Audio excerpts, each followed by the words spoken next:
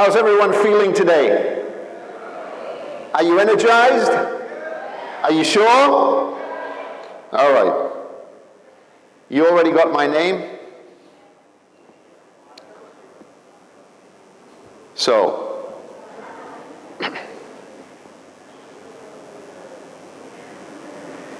you know, the theme of this year's TEDx has been yesterday, today, tomorrow.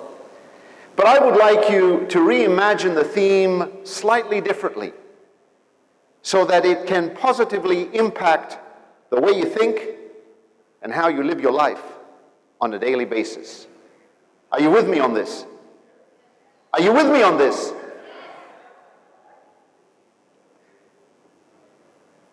Put your hand up if you have a driver's license. Put your hand up if you would like to have a driver's license. For all purposes in this presentation, everyone here, regardless of age, has a driver's license. No test required. How does that make you feel? Good or bad? But for all purposes in this presentation, everyone in here has had an accident, or 2, or 3, or 4. Don't tell me how that makes you feel.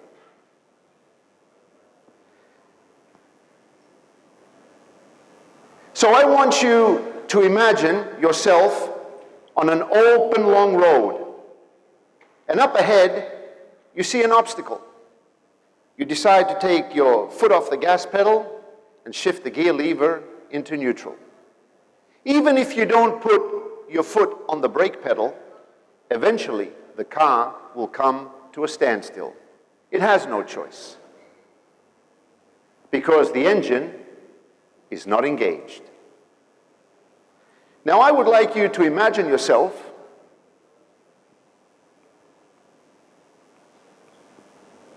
on an uphill road. And as you're going on the uphill road, again, you decide to take your foot off the gas pedal and shift the gear lever into neutral. Now, although the car has the energy to go up the hill,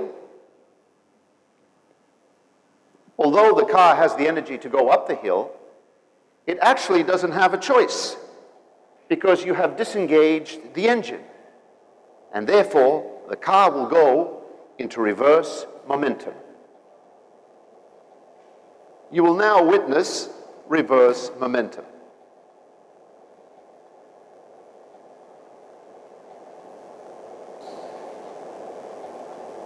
Now I want you to imagine yourself as being a car and your life experiences like driving experiences.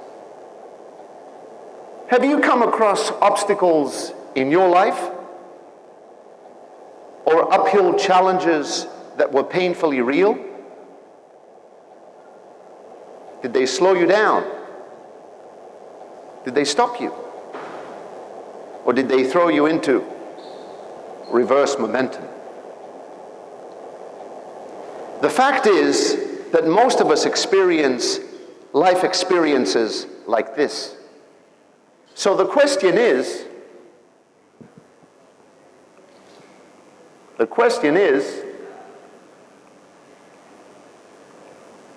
what powers your engine?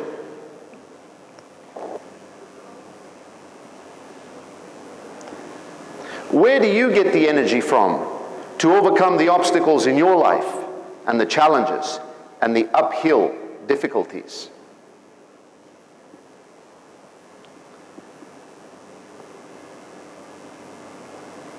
In the human world, there is a similarity to the car description you just heard. People's thoughts drive their emotions. And where emotions go, energy flows. In fact, in criminal law, they say that a crime was committed in the heat of passion, to describe how intense emotional reactions resulted in a criminal act of violence. But in sports, where only accuracy and results count, they realize that emotions can lead you astray. So, where do you get your energy from?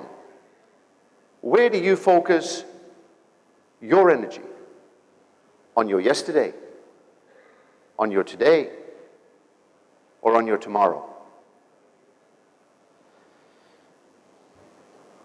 Put your hand up if you're 17 here. Can I see 17 here? Put your hand up if you remember when you were 17. I remember when I was 17. At 17, I didn't have a driver's license. But at 17, I lived through some painful accidents that threw me into reverse momentum. You see, at 17, I lost my father. My father had suffered an accident, and we had to find the proper medical treatment. So we had to leave the town we were living in and travel to another city to get the proper medical treatment. But because my mother was ill, and she was unable to go with my father, I had to take time off from school to go along with him. I was with my father for 5 weeks by his bedside, helping him out as any good and loyal 17-year-old boy could. And then one morning, on New Year's Day of 1978, as the doctor was coming around and doing the rounds in the different wards, he asked me politely to wait outside in the hallway. And I waited outside. About 2 minutes later, he came out to announce to me, "We're sorry, we lost your father." I was in reverse momentum. I walked out into the hospital garden, sat down on the bench, thinking about my situation. At the corner of my eye, I saw a middle-aged man with a light blue sports outfit come and sit next to me.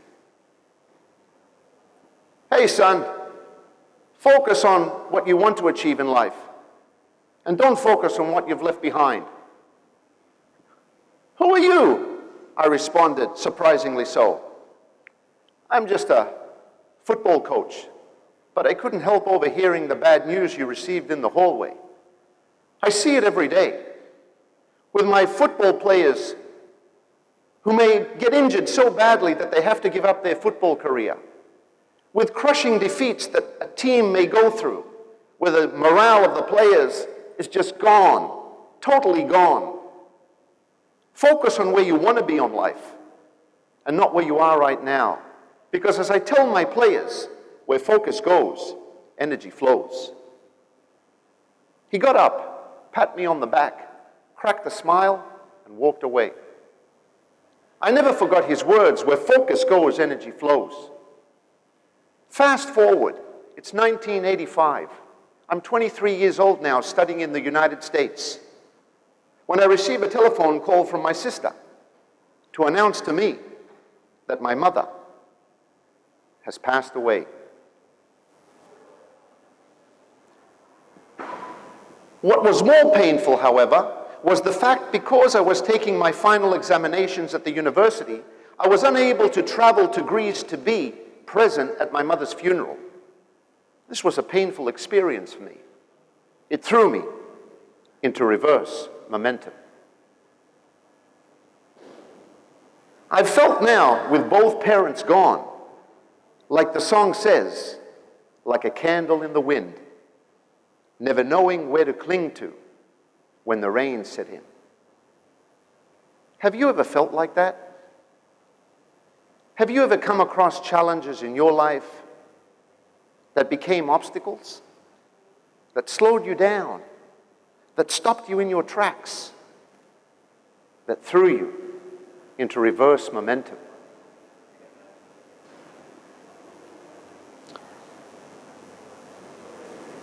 The fact is that most of us are up against challenges like these. But what is more important for me is what happened to me afterwards. For me, it was an experience that had me thinking about these challenges again and again and again. And the more I thought about them, the more I wanted to relive them. And the more I wanted to relive them, the more I created an uphill challenge for myself in life, because I found people who were willing to listen to me. And people who were willing to listen to me gave me their attention. And therefore I found friends and family and acquaintances, and I would go over the difficulties and the challenges and the painful experiences, and they would make me feel good. And because they made me feel good, I would repeat the experience. And just like any painkiller, anyone here taken painkillers, you know, it's good to take a painkiller because the pain goes away. But as you truly know, that when you take a painkiller, you're actually not in any way treating the cause. You're treating the symptoms. And I found myself treating my symptoms and not treating my cause. Because what came to mind were those words from that football coach: where focus goes, energy flows. And I couldn't treat the cause because I was treating the symptoms. And I was treating the symptoms because my focus was on my past. And because my focus was on my past, I couldn't see a future. Everything was an uphill challenge. Everything was a battle. They say misery loves company. I had plenty of it. Now, the reality is, the more you get stuck in your past, and the more you go over situations like this, it's very difficult to move forward and get out of the past and move into the present and look forward to a future. Now, to go back to the similarity I gave you between the car and the human being, there are three important similarities between a car and a human being. Number one, they both need direction. Number two, they both need navigation. Number three, they both need energy. Now, a major difference between a car and a human being is a human being can be self-directed, self-navigated, and self-energized. A car can move forward and go into reverse, but it doesn't have the choice when to do it and how to do it. It's at the mercy of the driver. Whereas a human being, and here is the key point I would like you to put in the back of your minds, the paradoxical and ironic reality of being a human being is that we are at the mercy of ourselves. So when we focus on things, we better be very, very careful what we focus on, because we can create our own uphill challenges and our own reverse momentums in life. This is what I realized the hard way, that where focus goes, energy flows. Positivity is extremely important because it is the energy under your wings to get you to your final destination, to your purpose in life. You see, those people who climb mountains and get to the top of the Everest and the Himalayas, they have a plan, they have a purpose, they also remain positive. Because they know they're going to weather the storms. They know there's going to be injury. They know there's going to be sickness and illness. When you have a plan, don't give up because your plan hasn't worked out. Tweak the plan. Don't touch the purpose. If you touch the purpose, you have to tweak the plan. Eli Harari, the maker of SanDisk and flash technology, has been quoted as saying that in times of crisis, positivity is a powerful weapon. How positive are you? How can you be positive? Remain with people who are role models. Associate yourself with people who are positive. Keep a journal. Have daily affirmations. Watch videos that motivate you and encourage you. Cultivate good eating habits. We heard about eating habits and health habits. Cultivate those things. This is energy that will help you get through your plan and get to your summit. So today, you've heard my story that threw me into reverse momentum, but you've also heard the flip side. And the flip side is there are three powerful P's that you can use to rely on when you have to face the struggles and the challenges and the obstacles and the storms, and there will be. But now you have the three powerful P's that you can rely on, so that when the storm hits you, it may bend you, but it won't break you. You will bounce back. Give the three powerful P's your undivided attention. And when somebody meets you and asks you how you did it, tell them what powers your engine.